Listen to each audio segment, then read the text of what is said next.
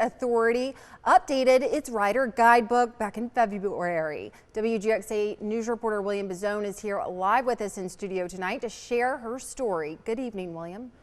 Gloria Ruth, good evening. Annette Sheely called me last week after hearing some of my previous stories about the Macon Transit Authority and wanted to share one of her biggest concerns, not being able to ride with her four-legged friends. Annette Sheely lives in Like Wildwood with 7 children of her own. Who am I missing?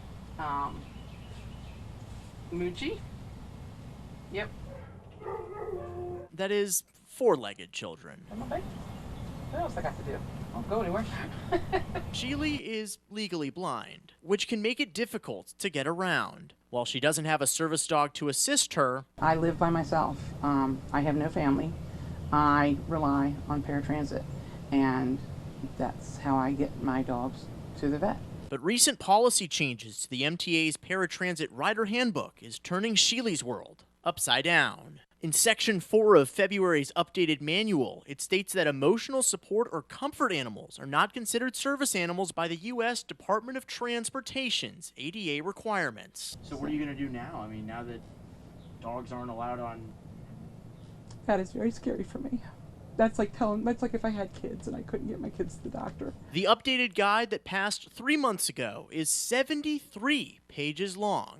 Much different than the MTA's previous rider handbook. Short and sweet. This is the rules. This is how you apply. This is what it encompasses, and this is what we allow. While the definition of comfort animals remains the same, previously the MTA allowed non-service animals to ride the bus if they remained in small cages or kennels. Sheely shared an email that she sent to MTA CEO Craig Ross on Wednesday expressing her disappointment with these changes. Ross replied, stating in part, quote, "Our paratransit division will be honored to take you any place you need to go within our service area, but not your pet to the vet. You have other options available to carry your pet to the veterinarian." Sheely said she's thankful for the services the MTA does offer. However, the world works better with kindness and sensitivity, not with arbitrary and adversarial rules that are just meant to dissuade riders.